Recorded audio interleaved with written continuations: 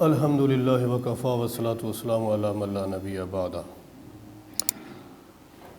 معزز برادران اسلام، آج 11 شعبان المعظم 1442 ہجری ہے، 26 مارچ 2021 کا دن ہے۔ یہ جمعۃ المبارک ہے۔ 3 دن کے بعد 15 شعبان المعظم کی رات آنے والی ہے، جس کو عام الفاظ میں شب بارات کہا جاتا ہے۔ پیر کا دن اور منگل کے دن کی درمیانی شب 29 مارچ 2021۔ پیر اور منگل کی یہ درمیانی شب، یہ وہ 15 شعبان کی رات ہے جس کو شب بارات کہا جاتا ہے، جو شب برات کے نام سے مشہور ہے۔ اس حوالے سے کچھ اپنے گفتگو کی تھی، کوئی ساتھیوں کی درخواست تھی کہ 15 شعبان کے حوالے سے کرنے کے چند اعمال ان کو واضح کر دیا جائے۔ اسی شعبان میں 14 اور 15 شعبان کی درمیانی رات کی، جس کو شب برات کہا جاتا ہے، اس کی فضیلت متعدد روایات سے ثابت ہے۔ اس رات میں عبادت عام راتوں سے زیادہ فضیلت والی ہے۔ اس شب برات کی فضیلت تقریباً 17 کبار صحابہ کرام سے منقول ہے۔ 17 بڑے صحابہ کرام سے اس رات کی فضیلت منقول ہے، جو یہ نقل کرتے ہیں کہ آپ صلی اللہ علیہ وسلم کا ارشاد مبارک ہے کہ اس رات عبادت کرنا زیادہ فضیلت والا ہے، اور یہ رات خصوصی فضیلت رکھتی ہے۔ اس میں نفلی نمازوں کا اہتمام کرنا چاہیے۔ بعض لوگ غلط فہمیاں پیدا کرتے ہیں، کنفیوژن پیدا کرتے ہیں دوسروں کے درمیان کہ اس رات کی کوئی خاص فضیلت نہیں ہے۔ اگر ہے تو وہ یہ بتلاتے ہیں کہ ضعیف روایات سے ہے، لہذا ضعیف روایات مستند اور معتبر نہیں ہوا کرتی، لہذا اس رات کی فضیلت کوئی خاص نہیں ہے۔ یہ ناحق بات ہے۔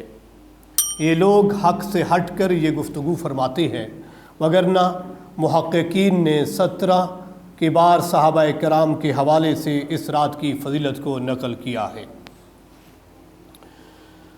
روایت میں موجود ہے کہ اس رات میں اللہ کی طرف سے ایک منادی آسمان دنیا پر آ کر پوری رات یہ آواز لگاتا ہے، حل من مستغفر فاستغفر لہ، ہے کوئی مغفرت طلب کرنے والا، ہے کوئی معافی مانگنے والا، ہے کوئی بخشش مانگنے والا، اس کو بخش دیا جائے گا۔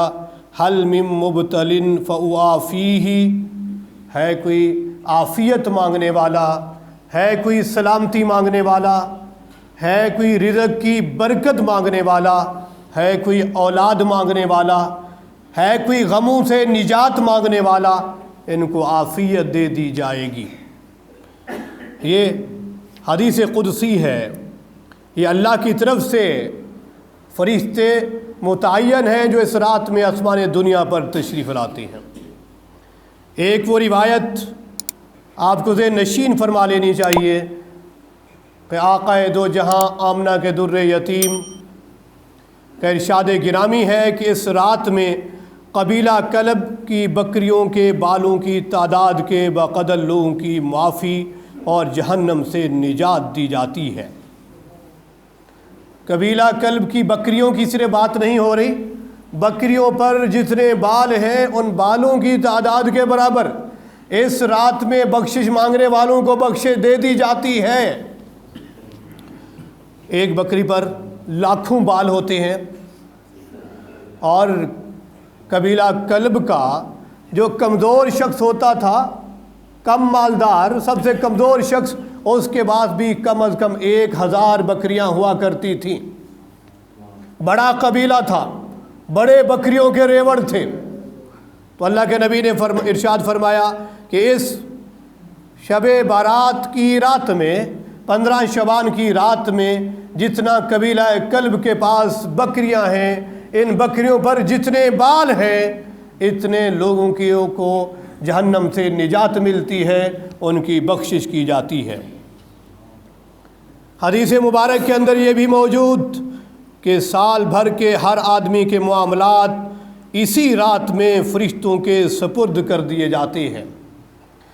15 شعبان سے لے کر اگلے سال کے 14 شعبان تک کے ایک سال کے دورانیے میں جتنے لوگوں نے دنیا سے جانا ہے، جو احکام دنیا میں سرزد ہونے ہیں، یہ ہر فرد کے ساتھ جو جو معاملہ اس سال کے دوران ہونا ہے وہ ملائکہ کے سپرد کر دیا جاتا ہے۔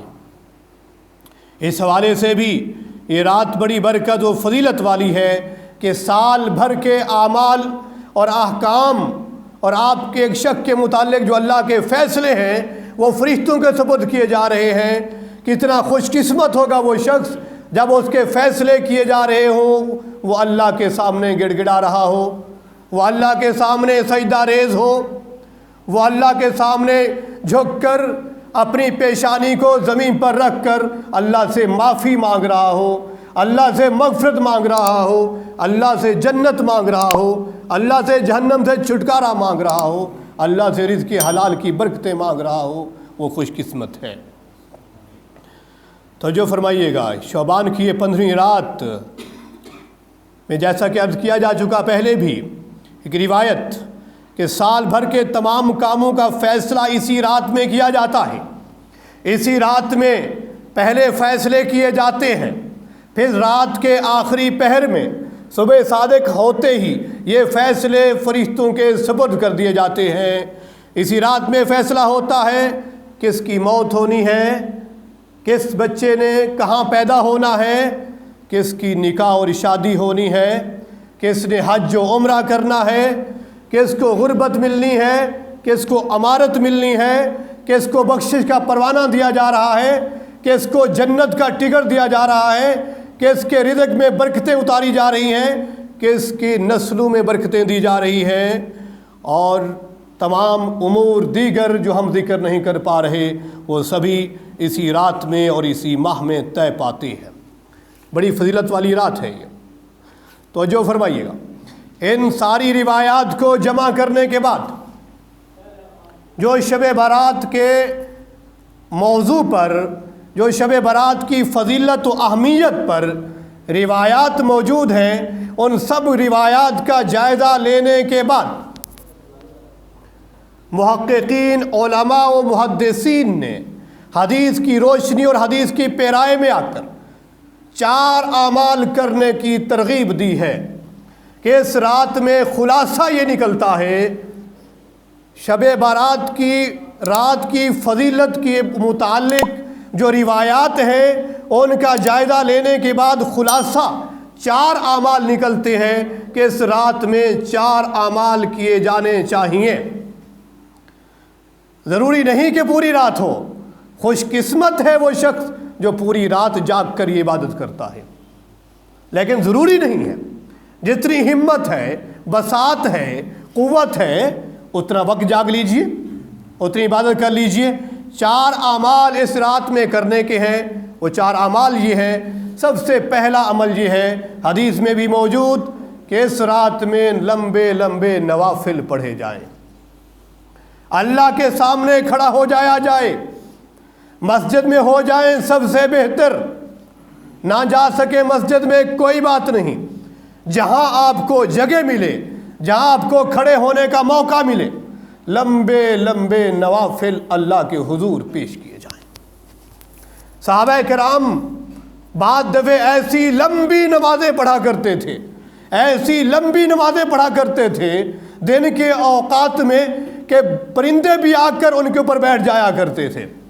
صحابہ کرام کی عبادت کا یہ عالم تھا، اتنی لمبی عبادت، اتنی لمبی نماز کہ ان کے اوپر پرندے بھی آ کر بیٹھ جایا کرتے تھے۔ لمبے لمبے نوافل اس رات میں پڑھے جائیں، یہ اس رات کا پہلا عمل ہے جو محدثین اور علماء نے لکھا۔ 4 اعمال کیجئے، ان میں سے پہلا عمل ہے اس رات میں لمبے لمبے نوافل پڑھے جائیں۔ دوسرا عمل، تلاوت کلام مجید زیادہ سے زیادہ کی جائے، زیادہ سے زیادہ کلام مجید کی تلاوت کریں۔ سمجھے ہوئے ہیں قرآن کو سمجھ کے پڑھیے، دیر تک کلام مجید کی تلاوت کرتے رہیے۔ یہ دوسرا عمل ہے اس رات میں جو کرنا ہے، کہ پہلا عمل نوافل، دوسرا تلاوت کلام مجید۔ تیسرا عمل کوئی ذکر کر لیجئے، کسی ذکر میں لگ جائیے، کوئی تعین نہیں۔ وہ آپ درود ابراہیمی، درود شریف پڑھتے رہیے، پہلا کلمہ پڑھتے رہیے، استغفار، استغفر اللہ استغفر اللہ اتنا پڑھتے رہیے۔ یہ کوئی مشکل نہیں ہے، پہلا کلمہ سب کو آتا ہے، درود آمنہ کے در یتیم پر سب کو آتا ہے جو نماز میں پڑھتے ہیں۔ اور استغفر اللہ کا یہ جملہ بڑا آسان جملہ ہے، یہ پڑھتے رہیے۔ آپ کو کوئی اور ذکر آسان لگتا ہے، جو آپ کی طبیعت چاہتی ہے، سبحان اللہ پڑھتے رہیے، الحمدللہ پڑھتے رہیے، اللہ اکبر پڑھتے رہیے، جو آپ کو آسان لگتا ہے وہ ذکر کرتے رہیے۔ لیکن اس رات کے اذکار میں جس کو علماء نے فضیلت دی ہے وہ تیسرا کلمہ ہے۔ وہ تیسرا کلمہ ہے کہ اس رات میں زیادہ سے زیادہ ذکر اس تیسرے کلمے کا کیا جائے۔ سبحان اللہ والحمدللہ ولا الہ الا اللہ واللہ اکبر لا حول ولا قوۃ الا باللہ العلی العظیم۔ یہ تیسرا کلمہ ہے۔ تیسرے کلمے کی فضیلت زیادہ بیان کی گئی ہے اس رات کے اذکار کے اندر۔ تیسرے کلمہ کو زیادہ سے زیادہ پڑھا جائے، جتنا زیادہ ممکن ہے اتنا زیادہ اس کو پڑھا جانا چاہیے۔ آسان کلمہ ہے، زبانی یاد ہے، پڑھ لیجئے، یا کسی لکھی ہوئی کتاب سے اٹھا کر سامنے رکھ لیجئے، یا کسی کاغذ پر لکھ کر پاس رکھ لیجئے، یا اپنے موبائل سکرین پر کھول کے سامنے رکھ لیجئے۔ اس کلمے کو زیادہ سے زیادہ پڑھیے۔ 3 کام ہوئے۔ چوتھا اور آخری کام اس رات کا، الدعاء مخ العبادہ، اللہ سے زیادہ دعائیں مانگی جائیں۔ اپنے اس ادارے کے لیے زیادہ سے زیادہ دعائیں مانگی جائیں۔ دنیا سے اپنے گزر گئے لوگوں کے لیے دعائیں مانگی جائیں، مغفرت مانگی جائے، اپنے لیے دعائیں کی جائیں، اپنی نسلوں کے لیے عافیت کی دعائیں کی جائیں، اپنی بخشش مانگی جائے، اپنے لیے رزق حلال میں برکتیں مانگی جائیں، اپنے لیے خاتمہ ایمان اور کلمہ طیبہ پر موت کی دعائیں کی جائیں، لمبی لمبی دعائیں کی جائیں۔ اور یاد رکھیں کہ اللہ کے پیغام رساں فرستادے ملائکہ وہ آسمان دنیا پر موجود ہیں، وہ پکار رہے ہیں، ہے کوئی مغفرت طلب کرنے والا، مغفرت کر دی جائے گی، ہے کوئی رزق مانگنے والا، دے دیا جائے گا، ہے کوئی غموں سے نجات مانگنے والا، دے دی جائے گی عافیت، ہے کوئی اولاد مانگنے والا، دے دی جائے گی، ہے کوئی شادی کی درخواست کرنے والا، نکاح کرا دیا جائے گا۔ تو اس رات میں زیادہ سے زیادہ دعائیں کی جائیں۔ میرا جملہ سخت نہ ہو جائے، وہ شخص کہیں ہم میں سے کم بخت نہ ہو جائے جو اس رات میں تھوڑی دیر بھی اللہ کو یاد نہیں کرتا اور اللہ سے معافی نہیں مانگتا۔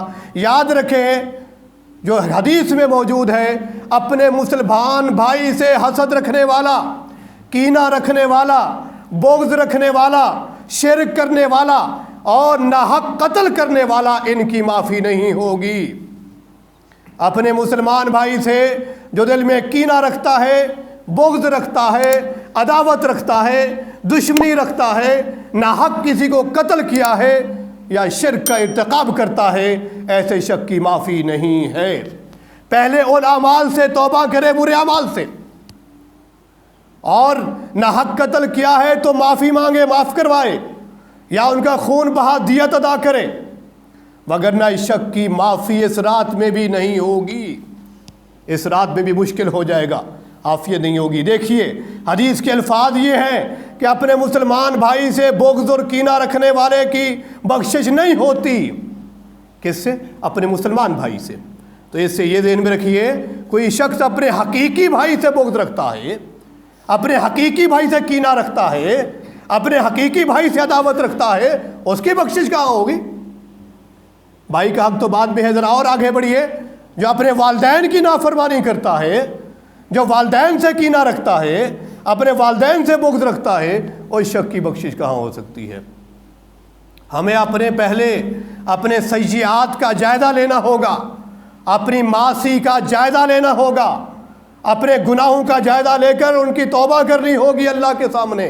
اللہ سے وعدہ کرنا ہوگا کہ میں شرمندہ ہوں، شرمسار ہوں، یہ غلطیاں ہوئیں، معاف کر دیجئے، آئندہ ایسا نہیں ہوگا، کیے پر معافی مانگتا ہوں، شرمندہ ہوں، آئندہ ایسا نہ کرنے کا پکا ارادہ کر چکا ہوں، آپ معاف کر دیجئے۔ شرک میں ہے چھوڑ دیجئے، حق کھایا ہے واپس کر دیجئے یا معاف کروا لیجئے، پھر اللہ کے سامنے میں آئیے، اللہ سے توبہ کریں گے، اللہ سے معافی مانگیں گے، گناہوں سے ایسے بخشے جائیں گے جیسی ماں کی گود میں پیدا ہونے والا معصوم بچہ ہے۔ رزق سے آپ کو صرف نہیں ملے گا، آپ کی نسلیں مالا مال ہو جائیں گی، آپ کو بخشش کے پروانے مل جائیں گے، جہنم سے نجات مل جائے گی۔ اس لیے ان 4 اعمال کو کرنے کے لیے ابھی سے ارادہ کر لیجئے۔ سمار کا دن ہوگا، اگلا دن منگل کا، درمیانی شب یہ شب برات ہے۔ 4 اعمال کیجئے، خود بھی خوشحال ہو جائیے، نسلوں کو بھی خوشحال کر جائیے۔ بخشش کے پروانے وہ جو ملائکہ آوازیں لگا رہے ہیں ان سے وصول کر لیجئے۔ لمبے لمبے نوافل پڑھیے، تلاوت کلام مجید کیجئے، کوئی ذکر کیجئے جو آپ کو آسان لگتا ہو۔ سب سے بہتر ہے کہ تیسرے کلمے کو کثرت سے پڑھیے اور دعائیں کیجئے، اللہ سے مانگیے۔ واحد ہی تو کائنات کی وہ ذات ہے جو مانگنے والے سے خوش ہوتا ہے، نہ مانگنے سے وہ ناراض ہوتا ہے۔ دنیا کا نظام الٹا ہے، کسی سے مانگ لو غصے کا اظہار ہو جاتا ہے، دینا نہ دینا اور بات ہے، غصے کا اظہار بھی ہو جاتا ہے۔ اللہ کی ذات کو دیکھیے، وہ نہ مانگنے سے ناراض ہوتا ہے، مانگنے سے خوش ہوتا ہے کہ میرا بندہ مجھ سے مانگ رہا ہے۔ اور فرشتوں کو خدا نے نیچے بھیج دیا آسمان پر، آسمان دنیا پر، جو مانگے گا اس کو دیتے جاؤ، جو مانگے گا، جو رزق مانگے تو کثرت رزق دے دو، لکھ دیجئے، جو بخشش مانگے اس کو بخشش کا پروانہ دے دیجئے۔ آپ کی اور میری کم بختی اور بدبختی ہوگی اگر ہم اس رات میں کوئی چھوٹا سا عمل بھی نہیں کرتے، کوئی تھوڑی دیر بھی اپنے رب کو نہیں منا لیتے۔ اللہ تعالیٰ عمل کی توفیق عطا فرمائے۔